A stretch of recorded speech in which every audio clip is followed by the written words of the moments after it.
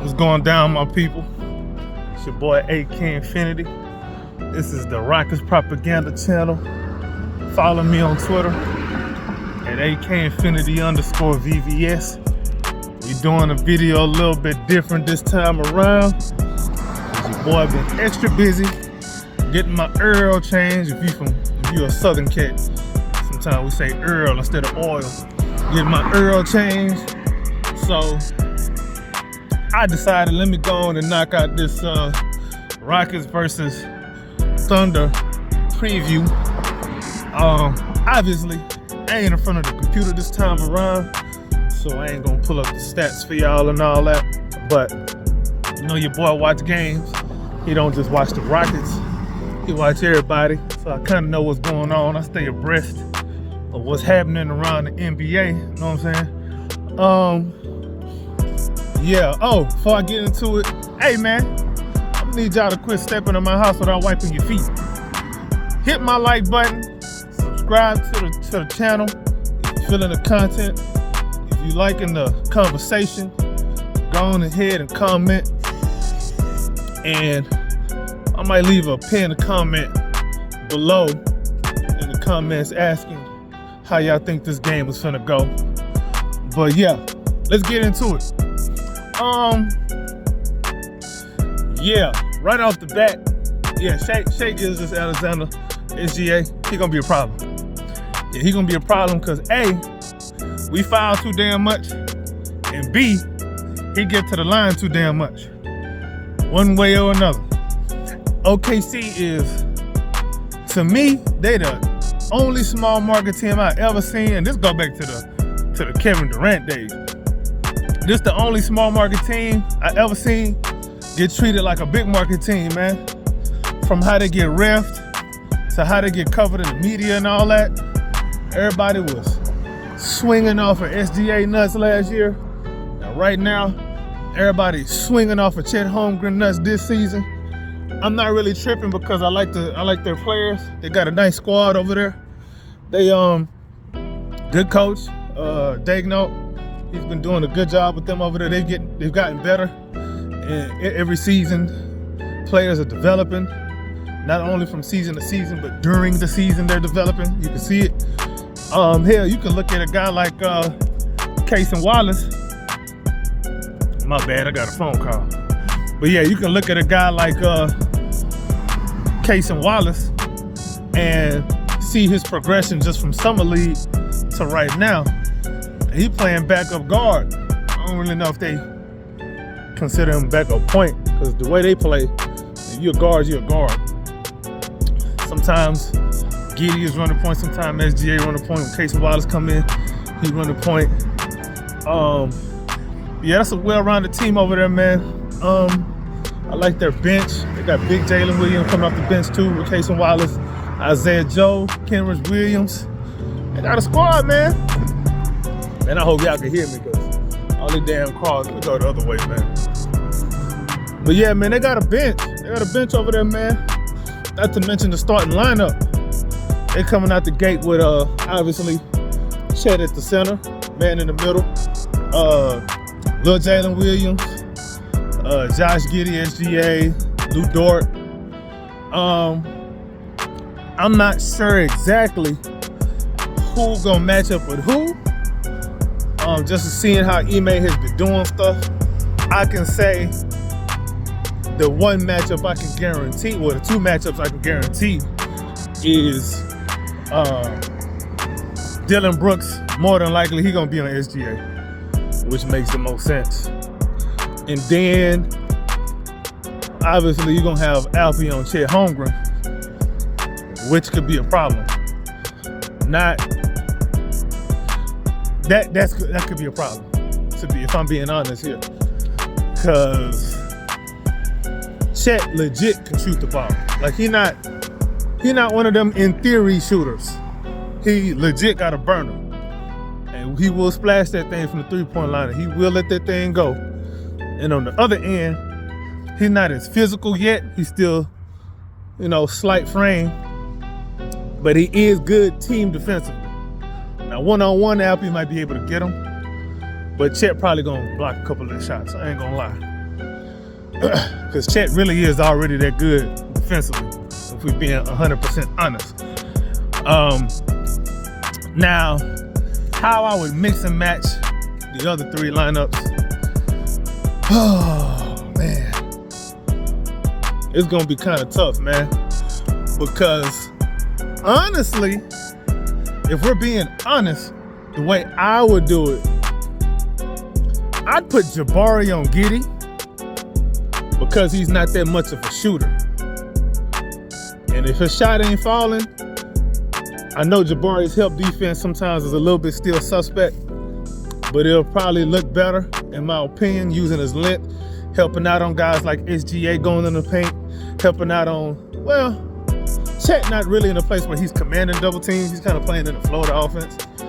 But he'll probably help out on Jabari. Will probably, obviously, he'll probably help out on Jalen Williams too. He's balling too. I'd put man, or maybe you could put man. I like Fred on the ball too. Maybe Fred will be on Giddey. I like that too. And I don't know if Jabari gonna be on. You know what? Scratch that. I put Jabari on Lou Dort because he's an improved shooter, but he's still not proven. You can improve all you want. You still gotta prove that you've improved enough for me to get that much of a damn change the scouting report. So yeah, I put Jabari on, and it's not like I'm trying to hide Jabari on defense because he's been really good defensively. I'm trying to use him more as a help defender, use his length as a help side defender against them getting to the paint, man, because Giddey get to the paint, Jalen Williams will get there, SGA gonna get there, and it all makes sense because Chet can shoot the ball from the outside. So that's the defensive matchup I'm looking at. OKC gets the ball up, man. They play fast, they score a lot of points. They're 5th in the NBA as of this video. They 5th right now in points per game. I can't remember their points per 100 possessions because obviously I ain't looking at my notes. The Rockets have slipped to number 3 defensive. They still top 10 defensive rating, but they number 3 now in points given up per game. I'm not gonna lie, man. This is probably going to be. I know this sounds crazy because we played Denver 3 times. We played the Lakers 3 times already. But I'm going to say this might be the toughest test of the season to this point. Why? Let me explain. Reason I say that is because OKC, yeah, their rebuild did start ahead of ours. But at the same time, we're kind of supposed to be in that same tier of teams, those young teams, young up-and-coming teams. OKC done skipped up-and-coming to damn near looking like a contender. Man, they 13-6. That's wild, man. But I'm going to say something, too, that's probably going to ruffle some feathers. I really don't care. Man, stop calling SGA a quote-unquote young guy. He's a vet already, man. He's been vetted. Once you get to your second NBA contract, you have been vetted. Typically. Remember that man was a rookie with the Clippers. I think he was a sophomore, too. They traded him. Because remember, he was on that OKC team that the Rockets played in the bubble in the playoffs with Chris Paul. SGA is one of them guys who's had good vets his whole career, and you can see that playing out right now in his career. You can see that playing out right now. He plays smart basketball. He don't make a lot of mistakes. He'll get you in foul trouble. He know a lot of tricks. I mean, he takes a lot of shots, but they're all smart shots. Like, he don't really take a whole bunch of shots where it's like, what the hell you doing? Oh, no, never mind. I see. No. He's taking shots like, yeah, that's good. That's a good shot. Superstar or not. Like, he just plays smart, man. When he's at the point, when he's running point, he makes good plays, man. He don't turn the ball over a whole hell of a lot for somebody who has as much usage as he does. Man is shooting above 50% from the field, 90-some% from the free throw line. I mean, he's a dude that gets in the gym in the summertime. He quiet. He ain't in the media doing a whole bunch of, interviews. He's not doing a bunch of podcasts. He's not in the limelight like that. But everybody recognizes his game, that he's a baller. SGA is a baller. But I still think he overrated, in my opinion. Let me not say he overrated, but he kind of overrated. I know that don't make sense, but it makes sense. Leave me alone. Let me explain. Again, he's talked about like he's just like a third-year player dropping 30 a game. That man in his 6th season. What y'all talking about? What are y'all talking about, bro? He's been in the league for a hot minute. He either in his 5th or 6th season. I can't remember which one. I think it's his 6th season though. Get your breaks, dog. Yeah, dog. SGA is a great player, but in the context of how they speak on him, like he's just, 2nd, 3rd year guard. Get the hell out of here with that. Man's a vet. He's vetted. If you're not already playing on your rookie extension contract, you vetted. You a vet now. But anyway, from the Rockets end, I talked a lot about OKC in this video. This is a Rockets channel. It's an NBA channel, but Rockets bias channel. From a Rockets perspective, though, man, I'm not gonna lie, man. This would be a real hard game to coach. This would be a real hard game, a real hard team to game plan against, because we don't know. Now, I know Jalen his home role splits are like Jekyll and Hyde. The man is MJ at home, and he's Samaki Walker on the road. Yeah, that's a throwback for some of y'all NBA heads, man. Man, if Jalen don't show up, we're gonna lose. And that's typically how the season has gone. Pretty much how the season has gone. Jalen has a good game, we win. Jalen don't have a good game, we lose. But that's an improvement of a season ago, because season ago, good game or bad game, we were probably gonna lose any damn way, you know what I'm saying? So that's I know that's a real simplistic way to look at it. But that's just kind of my take on that, man. We need to see. I would pick and roll Chet Holmgren to death with that little skinny ass body. Man, she got a Jeep Wagoneer. My bad, y'all. That's inappropriate. But yeah, so I try to wear down Chet Holmgren. I try to make it to where they pull him, because I think he'll be a problem. I'll try to make it to where they want to, place a chunk of the minutes without Chet. I want to make him look unplayable. I want to try to get him in foul trouble too. I want to utilize Jabari a lot this game. If any game is where Jabari dropped 30, it should be this one. Let me say why. Reason because who gonna guard him?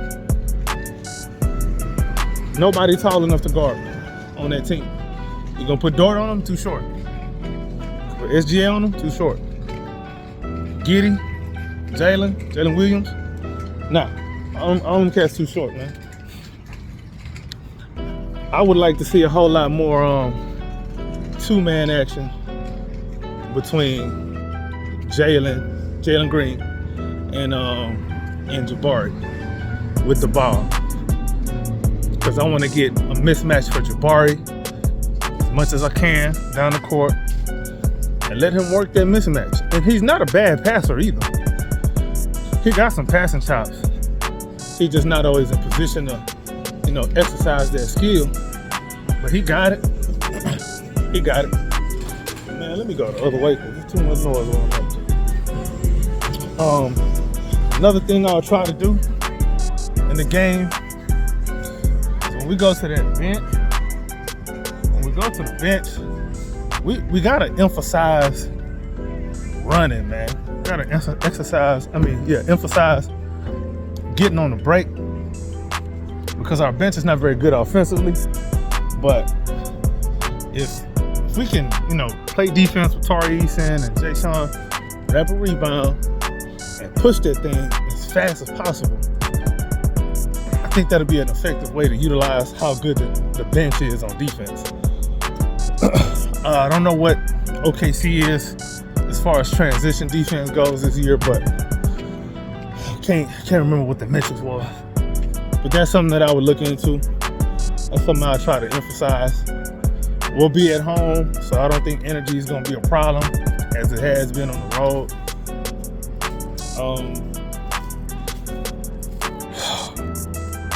We'll see, man. We'll see, man. I think it'll be a close game. It may go down to the wire. It may go down to the last 3 minutes. Rockets been getting a very unfortunate whistle this season. If you look at the 2-minute reports, they have not been in our favor. But my argument to that too would be, don't put yourself in a position where the 2-minute report matters like that. Win outright, like be winning before that becomes a problem. Nobody's still young. They still trying to learn to win. And I know Ime still got to uncoach a lot of that Silas shit. In the past 2 seasons with Jalen and Sengun still. Sengun almost out of it. He almost out of it. He still got his moments where you can see he hearing them Silas demons in his head. Jalen is like he hear them Silas demons only on the road. He had that problem last year too, where he wasn't really that good on the road, but it didn't matter because we was gonna lose it on the road or at home anyway. So it's kind of more noticeable now. So it's not like a new narrative. It's been out there. Well, no, it's a new narrative, but it's not like a new thing that Jalen just started this year. But yeah, man, I know some of y'all, I'm gonna do a video about Jalen Green again. I already did one, but as far as this new Jalen Green, I hate him, trade him stuff, I think I may need to readdress that again. So possibly look out for that. I'm gonna be doing another Shooting the Ish podcast sometime this month. I don't know when. I'm gonna try to get a guest on or two to shoot some ish with your boy. Yeah, man, that's all I got for y'all for now, man. Forgive me for no edits. Well, not really a lot of edits, because I ain't got time. I'm kind of busy this week. It's holiday season, forgive me. But yeah, man, like the video. If you still with me so far, that means you like the video. Or hell, dislike it too, hell. Haters. I like haters too. You still watching. You hate watching. Comment, tell me what your thoughts are below. What you think this game gonna look like for the Rockets. What you think the game gonna look like in general. We gonna win, we gonna lose. Who's gonna be player of the game? Who do you think should be, the X factor of the game? Who's gonna be the hustle player of the game? All of that. Follow me on Twitter at AKinfinity_VVS. This is the Rockets Propaganda Channel, and we out.